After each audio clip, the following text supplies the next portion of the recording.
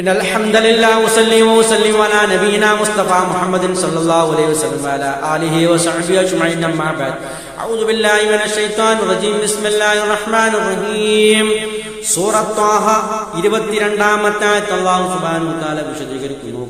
വളുമും യദക ഇലാ ജനാഹിക, മൂസ നബിയെ താങ്കളുടെ കൈ താങ്കളുടെ പാർശ്വത്തിലേക്ക് താങ്കൾ ചേർത്ത് വെക്കുക എന്ന് പറഞ്ഞാൽ താങ്കളുടെ വലത്തെ കൈ ഇടത്തെ കൈയിന്റെ കക്ഷത്തിലേക്ക് ചേർത്ത് വെക്കുക.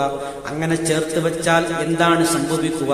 തഖ്റുജു ബൈളാഉ മിൻ ഗൈരി സൂ, യാതൊരു തരത്തിലുള്ള കേടും കൂടാതെ അത് ഒരു വെള്ള കളറായി പുറപ്പെടുന്നതാണ് എന്ന് പറഞ്ഞാൽ പുറത്തു വരുന്നതാണ് എന്ന് പറഞ്ഞാൽ അതിന്റെ അർത്ഥം മൂസ നബിയുടെ കൈ വെള്ള നിറത്തിലുള്ള ഒരു പ്രകാശപൂരിതമായ രൂപത്തിൽ അത് പ്രകാശിച്ചു കൊണ്ടിരിക്കുന്നതാണ്.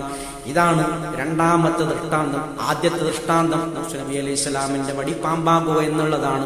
രണ്ടാമത്തെ ദൃഷ്ടാന്തമാണ് അല്ലാഹു തആല മൂസ നബി അലൈഹി സ്വലാമിനെ അനുഗ്രഹിച്ചു നൽകുന്നത്. അദ്ദേഹത്തിന്റെ കൈ വെള്ള കളറായി പ്രകാശിക്കുന്ന ഒരു അത്ഭുത കൃത്യം അത് അദ്ദേഹത്തിന്റെ മൂസ നബി അലൈഹി സ്വലാമിന്റെ അത് ഒരു മുഅ്ജിസത്തായിട്ടാണ് അത് പരിഗണിക്കുന്നത്. ശേഷം അല്ലാഹു പറയുന്നു ആയത്തൻ ഉഖ്റ, അത് വേറൊരു ദൃഷ്ടാന്തമായി എന്ന് പറഞ്ഞാൽ വടിപ്പാമ്പാകുന്നതിന് പുറമെയുള്ള ഒരു ദൃഷ്ടാന്തമാണിത്.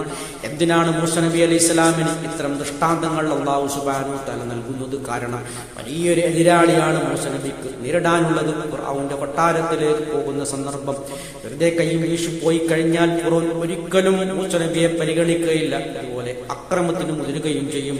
അവനെ ഒതുക്കണമെങ്കിൽ, അവനെ പരിധിക്ക് കൊണ്ടുവരണമെങ്കിൽ അത്ഭുതകരമായ പലതരം കൃത്യങ്ങളും അവന്റെ മുമ്പിൽ മൂസ നബി അലൈഹി സ്വലാം പ്രകടിപ്പിക്കേണ്ടതുണ്ട്.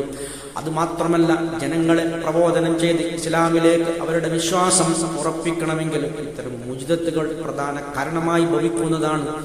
ഇത്തരം ദൃഷ്ടാന്തങ്ങൾ ആയത്തുകൾ കൊണ്ടാണ് അള്ളാഹുവിനെ മനസ്സിലാക്കുന്നതും അള്ളാഹുവിന്റെ അസ്തിത്വത്തെ ജനങ്ങൾ മനസ്സിലാക്കുന്നതും ബോധ്യപ്പെട്ടതും ഇത്തരം ആയത്തുകൾ പ്രകടിപ്പിക്കുന്നതിൽ കൂടെയാണ്.